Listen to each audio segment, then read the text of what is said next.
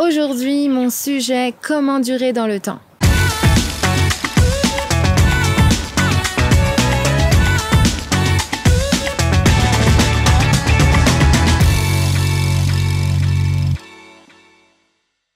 Bonjour cher exponentiel, c'est une joie pour moi de te retrouver, j'espère que tu vas bien. Et aujourd'hui, un sujet qui traite de comment durer, comment tenir dans le temps. Mais avant tout, je t'invite à t'abonner à la chaîne pour pouvoir être informé et pouvoir visionner plus facilement toutes les vidéos qui sont à ta disposition. Aujourd'hui, donc, mon sujet, c'est comment durer dans le temps. Pourquoi j'ai voulu parler de cela aujourd'hui? Eh bien, c'est comme d'habitude parce que j'ai été interpellée par ce qui se passe autour de nous. Ce qui m'a attristée, c'est de voir que des personnes qui ont pour vocation d'inspirer, de coacher, de faire rire, de faire sourire, en fait, d'apporter des bonnes choses autour d'elles, souvent ont des fins tristes, ou en tout cas, certaines d'entre elles ne vivent pas finalement ce qu'elles enseignent. C'est pas le cas de tout le monde, heureusement, mais j'ai remarqué que parfois il y avait cette problématique. Et ça m'a interpellée. Je me suis dit, comment est-ce possible que des personnes qui sont censées apporter quelque chose de positif, des conseils, de la joie de vivre, comment ces gens peuvent vivre quelque chose de si négatif alors que eux veulent inspirer quelque chose de positif. Je pense par exemple à cet acteur que nous sommes beaucoup, je pense, à apprécier, qui était Robin Williams, et nous savons que malheureusement il a mis fin à ses jours, alors que c'est un acteur qui apportait beaucoup de bonne humeur, de joie de vivre. Il a fait de nombreux films où la plupart étaient de la comédie avec des rires, et pourtant cet acteur a mis fin à ses jours. Et ça m'a profondément attristée, et je me suis demandé mais comment c'était possible d'avoir ce côté où on veut apporter du positif aux gens et où finalement on n'arrive pas à nous durer dans le temps, d'où mon thème, comment durer dans le temps. Alors je te propose humblement quelques conseils qui me semblent pertinents pour que nous puissions arriver à durer dans le temps. Premier conseil, ne pas t'isoler. Il est très important de t'entourer. Toujours te rappeler que ce qui va te sauver, ce sont tes relations. Ce n'est pas ta carrière, ce n'est pas ton job, ce n'est pas ton projet, ce sont tes relations.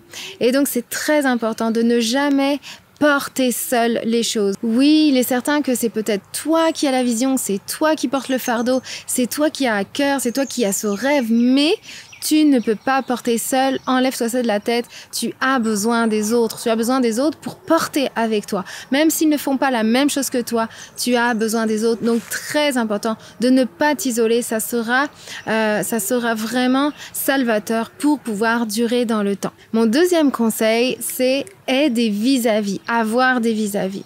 Alors c'est lié forcément à mon premier point qui est de compter sur tes relations, mais le deuxième point sur les vis-à-vis, c'est qu'en fait que tu autorises quelqu'un à parler dans ta vie. Tu autorises quelques personnes de confiance qui vont pouvoir te dire les choses, les vraies. Tu vois, comme on dit, les vrais amis qui te disent vraiment les choses, qui te disent quand ça va bien, quand c'est génial, et ils te disent aussi quand tu te plantes, quand ça va pas, quand tu vas droit dans le mur.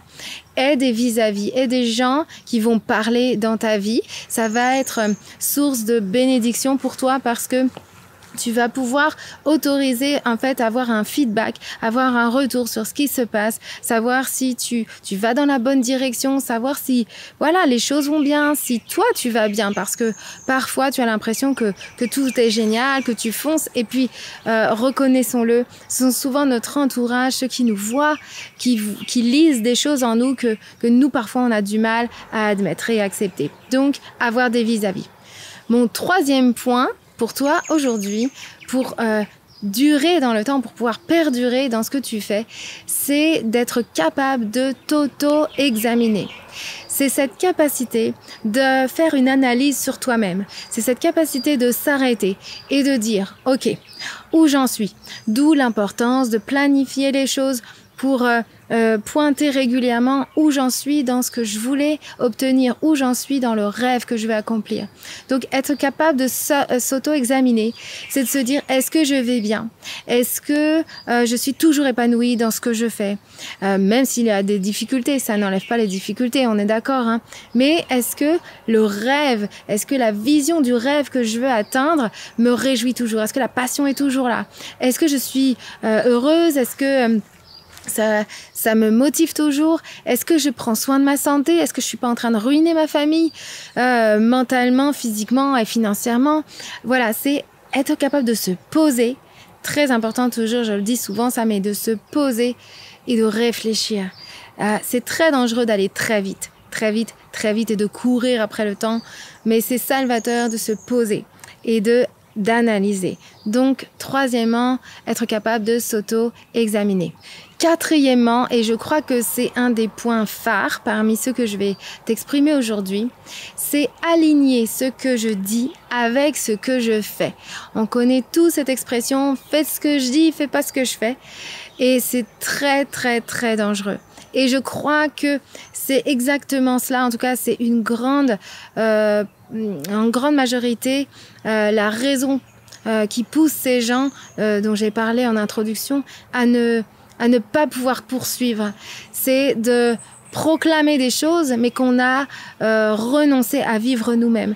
Quand on proclame « soyez heureux, profitez de la vie », mais que nous, au fond, on est rongé, qu'on n'arrive pas, et que finalement, il y a quelque chose de malsain qui se passe, c'est qu'on est en train de faire passer l'image et l'apparence au-dessus de notre propre style de vie. Et si tu ne retiens rien de tout ce que je dis, je pense que ça, c'est un point clé majeur. Ne fais jamais passer l'apparence au-dessus de ta propre qualité de vie. L'apparence, c'est de dire, ok, faites ce que je dis, mais ne faites pas ce que je vis ni ce que je fais. C'est de faire passer l'image, le masque. Vous savez, on porte un masque. De dire, voilà, ça c'est moi, je suis content, faites comme moi, je fais du sport, c'est génial. Et puis quand tu enlèves le masque, t'es défait, t'as pas envie. Et puis tu te dis, c'est bon pour les autres, moi c'est fini. Donc ne jamais faire passer l'apparence, l'image qu'on veut donner au-dessus de notre propre qualité et style de vie. C'est ton style de vie qui doit inspirer les autres. C'est pas ce que tu veux faire paraître. Donc très important, aligne ce que tu dis avec ce que tu fais. En plus, ça va te faire gagner en crédibilité.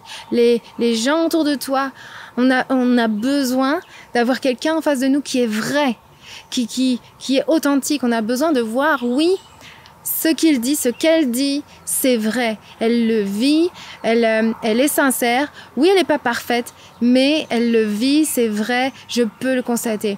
Donc, tu vas non seulement te sauver toi-même, être prudent avec ta vie, mais tu vas aussi gagner en crédibilité. Et mon cinquième point, c'est de ne pas camoufler, mais d'aller affronter.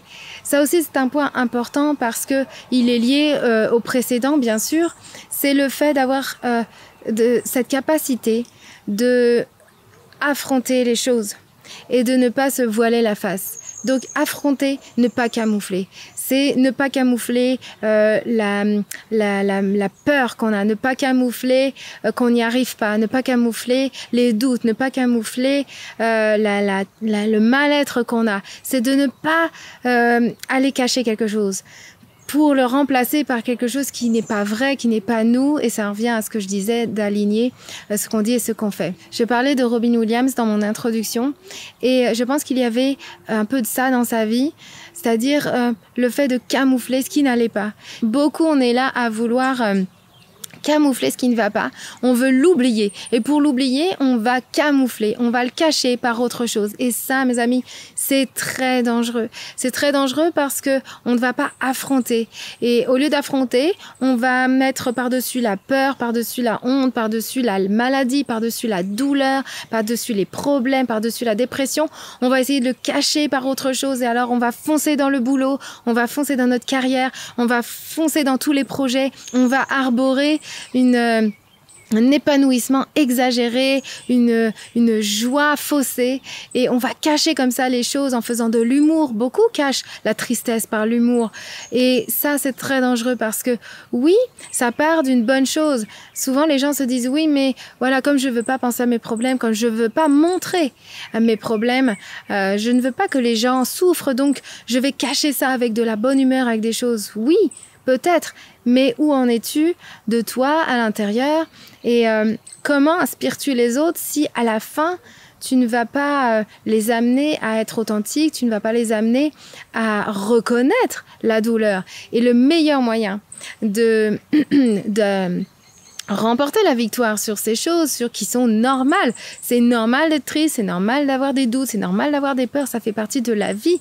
Ce qui est la victoire s'obtient quand on va les affronter, quand on va les surpasser, et ne surtout pas les cacher, parce que les cacher, ce serait vraiment atteindre sa vie, ce serait vraiment se voiler la face, et du coup ne pas résoudre le problème qui va s'enfoncer de plus en plus, et on ne va pas pouvoir perdurer.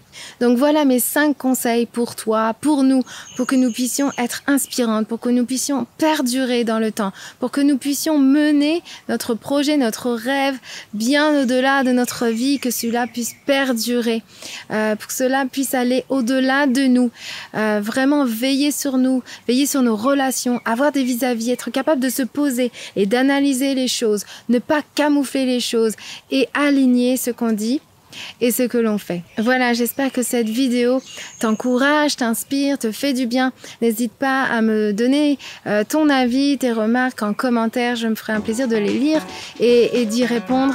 Merci, cher exponentiel, et je vous dis à très bientôt.